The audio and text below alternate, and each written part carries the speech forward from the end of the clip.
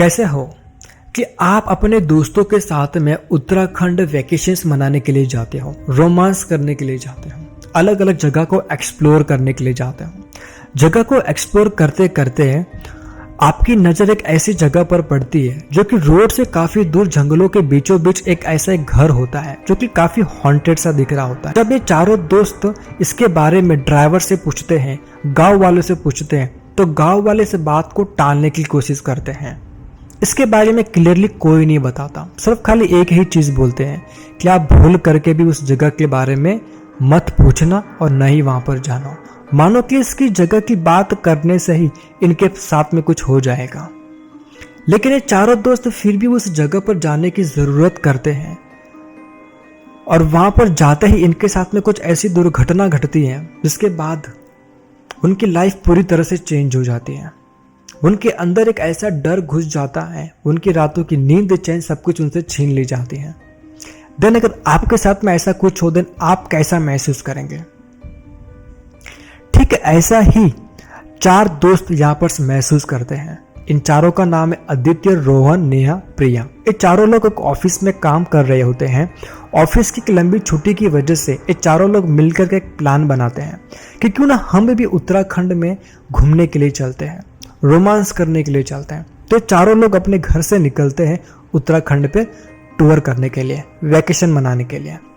उत्तराखंड में यहाँ पर से ये लोग जाते हैं।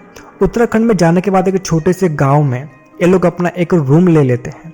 वहाँ पर सारा सामान रखने के बाद और वहाँ पर सब कुछ नहा धोकर के फ्रेश होने के बाद में वो लोग गाड़ी बुक करते हैं जगह को एक्सप्लोर करने के लिए। 2 दिन सब कुछ सही सही चल रहा होता है। काफ़ी जगह को ये लोग एक्सप्लोर वगैरह करते, काफ़ी इंजॉय वगैरह करते, समथिंग लाइक दैट। एक दिन गाड़ी में बैठते हुए कहीं ये लोग चीज़ों को एक्सप्लोर करने के लिए निकलते हैं। तभी रोहन की एक नज़र गिरती है। रोड से काफ़ी दूरी पर एक जंगलों के बीचों बीच एक ऐसा घर होता है जो कि दिखने से काफ़ी ज़्यादा हॉन्टेड लग रहा होता है। तभी रोहन अपने तीनों दोस्तों को भी वो जगह बताता है। देन चारों दोस्तों को भी वो जगह काफ़ी ज़्यादा पसंद आती है क्योंकि वो जंगलों के बीचों बीच था, दूर दूर तक कुछ भी नहीं। देन चारों दोस्त लोग इसके बारे में उस ड्राइवर से पूछते हैं जो कि इनकी गाड़ी चला रहा होता है। तो जैसे ही चारों दोस्तों उसके बारे में, इस जगह के बारे में पूछते हैं, देन ड्राइवर्स का मानो कि उसका हाव भाव सब चेंज हो गया हो। वो हड़बड़ाते हुए और अटकते हुए बोलता है कि क्यों ना हम कुछ दूसरी जगह पर चले। वो मानो कि इस बात को काटने की कोशिश कर रहा था।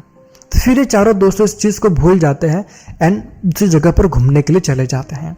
और जैसे चारों दोस्त यहाँ पर घर पर पहुँच करके खाना पीना खा करके तुरंत सैर के लिए निकलते हैं, तो यहाँ पर से गांव के हर सभी लोगों को यहाँ पर उस जगह के बारे में पूछते हैं।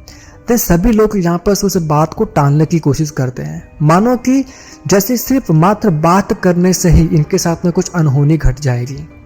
लेकिन सभी लोग यहाँ पर से कॉमन सा सेंटेंस यहाँ पर बोलते हैं कि बेटा तुम यहाँ पर जाओ, उत्तराखंड में काफ़ी जगह है घूमने के लिए, वहाँ पर एक्सप्लोर करो, लेकिन वहाँ पर भूल करके भी मत जाना। सब लोग सिर्फ एक ही सेंटेंस यहाँ पर बोलते हैं, क्यों, लेकिन पर में वो सब कुछ नहीं, सिर्फ एक ही कि आप तुम वहाँ पर मत जाना। लेकिन ये चारों लोग यंग एज के होते हैं और साथ में लड़कियाँ भी हैं, तब तो एक्सपेरिमेंट करना बनता ही है, एडवेंचर करना बनता ही है। उसमें से रोहन कहता है, अरे यार हम वैकेशन मनाने के लिए यहाँ पर जाए हैं, हम मंदिर में घूमने के लिए नहीं आए हैं, क्यों ना एक एडवेंचर टाइप कुछ किया जाए। देन चारों लोग यहाँ पर प्लान बनाते हैं उसी रात को अपने घर से निकल करके उस हॉन्टेड प्लेस पर जाने के लिए। देन सभी लोग अपने जो टॉर्च होते हैं, मोबाइल्स होते हैं, उसको लेकर के अपने घर से निकलते हैं उस जगह पर जाने के लिए। उन इसके घर से और वो हॉन्टेड प्लेस का थोड़ा सा डिस्टेंस होता है क्योंकि थोड़ा सा वो जंगल एरिया में आता है, तो बीच में काफ़ी टूटा फूटा और कच्चे रास्ते भी होते हैं। तो चारों लोग अपने घर से निकलते हैं। घर से निकलते वक्त ही एक काली बिल्ली इनका रास्ता आकर के काट देती है। तभी यहाँ पर से नेहा यहाँ पर बोलती है कि दोस्तों एक काम करते हैं कि कल हम चलते हैं, क्योंकि आज इस काली बिल्ली ने रास्ता काट दिया, वो अपशुगुन मानती, क्योंकि वो अंधविश्वास में काफ़ी ज़्यादा बिलीव करती हैं। तो तीनों दोस्त उस पर हंसते कि तू कौन से ज़माने में जी रही है, ये 2000s का ज़माना है, यहाँ पर से सारा अंधविश्वास नहीं चलेगा, चलो। नेहा यहाँ पर से डरी हुई होती, लेकिन फिर भी सारा दोस्तों का सर्कल होता है, कोई किसी को मना कर नहीं सकता। तो फिर भी चारों दोस्तों लोग चलते चलते उस हॉन्टेड प्लेस के पास पहुंचते हैं। जैसे ही ये चारों लोग यहाँ पर उस हॉन्टेड प्लेस के पास पहुंचते हैं तो वहाँ पर अजीब सी आवाज़ें और अजीब सी एक स्मेल आने लगती है और ठंडी ठंडी हवा चलने लगती है, जैसे कि मानो एकदम दिसंबर का महीना आ गया हो। तो चारों दोस्त यहाँ पर से उस मेन डोर को यहाँ पर ओपन करते हैं। ओपन करते ही काफ़ी सारी मकड़ी के जाले, टूटे फूटे फर्नीचर्स और काफ़ी एकदम अजीब सी स्मेल आती है और काफ़ी ओल्डेस्ट सा फील होता है, क्योंकि काफ़ी पुराना था वो, ब्रिटिश के ज़माने का वो पूरा बंद पड़ा हुआ है। तो चारों दोस्त वहाँ पर अपनी नाकें बंद करके अंदर जाते हैं, अंदर उस जगह को खोलते हैं, जगह को देखते हैं अपने टॉर्च जला करके। तो चारों ओर सी मकड़ी के जाले, अंधेरा और टूटे फूटे फर्नीचर्स और ख़राब पेंटिंग्स वगैरह वहाँ पर टूटी फूटी पड़ी हुई थी। जगह को वापस एक्सप्लोर करते करते वो लोग फर्स्ट फ्लोर पे जाते हैं। फर्स्ट फ्लोर पे जाने के बाद में एक जस्ट राइट साइड में थोड़ा घूम करके यहाँ पर जाते हैं। देन यहाँ पर एक बड़ा सा मिरर पड़ा हुआ होता है जिसके ऊपर काफ़ी सारी मिट्टी वगैरह लगी हुई होती है। उन चारों फ्रेंड सर्कल में से नेहा जस्ट खाली मिट्टी को साफ करने के लिए अपना हाथ आगे बढ़ाती है और जैसे ही उसका जो फिंगर होता है मिरर को टच करता है, टच करते ही जो इस हॉन्टेड प्लेस के बीचों बीच बड़ा सा झूमर लगा हुआ होता है बिना हवा के हिलना स्टार्ट होता है। अजीब सी आवाज़ आती है और खटक देसी मेन डोर बंद हो जाता है।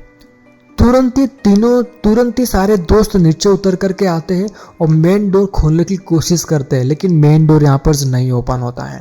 वो काफ़ी ज़्यादा जोर से कोशिश करते हैं लेकिन मेन डोर ओपन नहीं होता है। तुरंत ही तीनों दोस्त पीछे मुड़ करके देखते हैं तो जस्ट ऊपर नेहा मिरर के सामने स्टैचू बन करके खड़ी हुई थी, मानो कि नेहा किसी से बात कर रही हो। जब मैं आपको ये बता रहा हूँ तो मेरे खुद के एकदम रोंगटे खड़े हो जा रहे हैं। तो सोचो उस टाइम पर इन चारों दोस्तों के साथ में क्या गुजरी हुई थी। तो तीनों दोस्तों यहाँ पर से नेहा को देखते तो नेहा उसे मिरर के सामने स्टैचू बनकर के खड़ी थी, मानो कि नेहा मिरर में किसी से बात कर रही हो। ये तीनों दोस्त उसे आवाज़ लगाते जोर जोर से, लेकिन नेहा को थोड़ी भी आवाज़ नहीं पहुँचती वहाँ पर से, क्योंकि वो स्टैचू बनकर के वहाँ पर खड़ी हुई थी। तुरंत तीनों दोस्त ऊपर भाग करके जाते और नेहा को झुंझुलाते। देन नेहा एकदम अचानक से जोर से सांस लेने स्टार्ट करती है और जोर से डर जाती है एकदम, और वहाँ पर ये कहती कि इस मिरर के अंदर कुछ है। तुरंत तीनों दोस्त उस मिरर के अंदर देखते हैं। देन उस मिरर के अंदर एक परछाई सी होती है जो कि धीरे धीरे इनकी ओर बढ़ने स्टार्ट कर देती है। ये देख करके रोहन जोर से मिरर को लात मारता है और मिरर जस्ट राइट साइड में घिर कर पूरा बिखर जाता है। जैसे वो मिरर यहाँ पर से बिखर जाता है तुरंत वो मेन डोर यहाँ पर ऑटोमेटिक ओपन हो जाता है। तब तुरंत चार दोस्त नीचे उतर करके फटाफट तुरंत अपने घर की ओर निकलना स्टार्ट करते हैं। इतनी तेजी से लोग भागते हैं कि पीछे लोग मुड़ करके भी नहीं देखते। जैसे लोग गांव में एंटर करते एक मंदिर होता है, मंदिर के जस्ट बाहर पुजारी बैठे हुए होते हैं। पुजारी इन्हें यहाँ पर से देख लेते हैं और इनके हाव भाव समझ जाते हैं। तुरंत ही चार लोग यहाँ पर मंदिर के पास में आकर के खड़े हो जाते हैं और पुजारी को ये पूरी बात बताते हैं कि हम वहाँ पर सबकी मना करने के बावजूद भी हम वहाँ पर गए थे और ये सारी एक्टिविटीज़ वगैरह हमारे साथ में हुई करके। तो पुजारी उन्हें सबसे पहले देखते हैं एकदम गौर से और उन्हें चिल्ला करके कहते हैं, बेटा तुम्हारे सब मना करने के बावजूद भी तुम्हें सबने मना किया था कि वहाँ पर मत जाना। तुम्हें पता नहीं कि वहाँ पर जाने के बाद में कोई भी व्यक्ति वापस नहीं आता, और वापस अगर आ भी जाए तो वो काफ़ी टाइम तक जिंदा नहीं रहता। ये सारी बातें उनको बताता है, लेकिन वो चारों लोग काफ़ी ज़्यादा डर जाते हैं। तो उसमें से प्रिया यहाँ पर बोलती है कि एक्चुअल में इस जगह पर क्या हुआ था। तुम जिस हवेली से आ रहे हो वो हवेली ब्रिटिश की थी, ब्रिटिश यानी कि कर्नल सिंह की थी। कर्नल सिंह एक ऐसी व्यक्ति था जो कि काफ़ी कुर्र व्यक्ति था, काफ़ी हरामी किस्म का आदमी था। इसने अपने टाइम पे एक नाबालिग गांव की बच्ची को वहां पर से लेकर के जाकर के उसकी हत्या कर देते, जिसके बाद में उस लड़की की जो आत्मा थी उसके अंदर ही कैद हो गई। उसके बाद से उस हवेली के पास कोई भी जाने की जरूरत नहीं किया, जो भी गया कभी जिंदा लौट करके नहीं आया। तब से लेकर के आज तक वो हवेली वैसी की वैसी सुनसान पड़ी हुई है, कोई भी उसके आसपास नहीं जाता। ये सुनकर के चारों दोस्त काफ़ी ज़्यादा डर जाते हैं। तुरंत ये लोग जाने ही लगते। तभी यहाँ पर पुजारी कहते हैं कि बेटा जितना जल्दी हो सके उतना जल्दी यहाँ से निकल जाओ, वरना तुम्हारे साथ में कुछ अनहोनी होने से कोई तुम्हें नहीं बचा सकता। तुरंत ये लोग अपने घर पर जाते हैं। घर पर जाने के बाद में कोई ठीक से सो नहीं पाता, लेकिन फिर भी ये लोग सोने की कोशिश करते हैं। लेकिन ठीक उसी रात को 2 बजे ये लोग सो रहे होते हैं। तभी अचानक ऐसा सबको महसूस होता है कि घर के बाहर, दरवाजे के बाहर कोई चल रहा है। उनकी जो खिड़की होती है वो ऑटोमेटिकली बंद चालू होना स्टार्ट हो जाती है और इनका दरवाज़ा कोई खटखटा रहा होता है। तभी ही अचानक रोहन जोर से चिल्लाता है, मेरा कोई घर दबा रहा है, ऐसा जोर से आवाज़ आती है। तभी तीनों दोस्त यहाँ पर उठते हैं और रूम की लाइट ऑन करते हैं। तब देखते हैं कि रोहन जोर से हाँफ रहा होता है। तब ये देख करके तीनों दोस्त काफ़ी ज़्यादा डर जाते हैं। उसके बाद में ये चारों दोस्त यहाँ पर लाइट ऑन करके, दरवाज़ा बंद करके, खिड़की को बंद करके, कोई भी यहाँ पर नहीं सोता है। चारों लोग एक दूसरे का हाथ पकड़ करके बैठे हुए रहते हैं। सुबह होते ही वापस से नहा धोकर के तुरंत पुजारी के पास में जाते हैं और पूरी स्टोरी पुजारी को बताते हैं। तो पुजारी यहाँ पर कहते हैं कि वो जो पैरानॉर्मल एक्टिविटीज़ थी वो तुम्हारे पीछे आ गई है, तुम्हें वहाँ पर अपने साथ में लेकर के ही जाएगी, तभी उसको शांति मिलेगी। ये सुनकर के वो और भी ज़्यादा डर जाते हैं। तब पुजारी कहते हैं कि बेटा अगर मुक्ति पानी है तो तुम्हें एक पूजा करनी पड़ेगी। तो उनको पूरी पूजा की सामग्री का सामान लिख करके देते हैं। तब चारों दोस्त साथ मिल करके मार्केट में जाते हैं, सामान लेकर के आते हैं और जिस मंदिर में ये पुजारी बैठते हैं उसी मंदिर में वो पूजा करते हैं। और जैसे जैसे वो लोग पूजा कर रहे होते हैं तो उस पूजा में से, अग्नि में से काला धुआं निकल रहा होता है। ये चारों लोग वहाँ पर से देखते हैं कि उस काले धुएं साये में से वो आत्मा जैसे उनके पास से दूर जा रही है, उनको ऐसा महसूस होता है। पूरी पूजा सफलतापूर्व होने के बाद में ये पुजारी को हाथ जोड़ते हैं, दक्षिणा देते हैं और तुरंत पुजारी कहते हैं कि अब तुम्हें मुक्ति मिल चुकी है, अभी तुम यहाँ से आराम से जा सकते हो, लेकिन अभी वापस से इसके बारे में कुछ भी मत सोचना, ये उनको बोल देते हैं। तब चारों लोग पुजारी के चरण को स्पर्श करते हैं और तुरंत अपना सामान वगैरह पैक करके अपने घर पर निकल जाते हैं। इसके बाद से वो चारों लोग अपने आप को वचन देते हैं कि आज के बाद हम कभी भी ऐसा बचपना नहीं करेंगे और ऐसी जगह तो बिल्कुल भी नहीं जाएंगे जिसके बारे में लोग जाने के लिए मना करते हैं या फिर उसके पीछे कुछ स्टोरी होती है। क्योंकि अक्सर क्या होता है कि हमें कोई लोग मना करने के बावजूद भी हमारे अंदर जो गर्म खून होता है उसे साबित करने के लिए हम ऐसी एक्टिविटीज़ कर लेते हैं जिसके बाद में हमें ही उसका भुगतान करना पड़ता है। तो कई बार हमें ज़्यादा होशियार बनने की जगह, ज़्यादा डेढ़साना बनने की जगह पर लोगों की बातों पर भी विश्वास कर लेना चाहिए, क्योंकि हमारी संस्कृत और हमारे सनातन धर्म में ऐसा कहा गया है।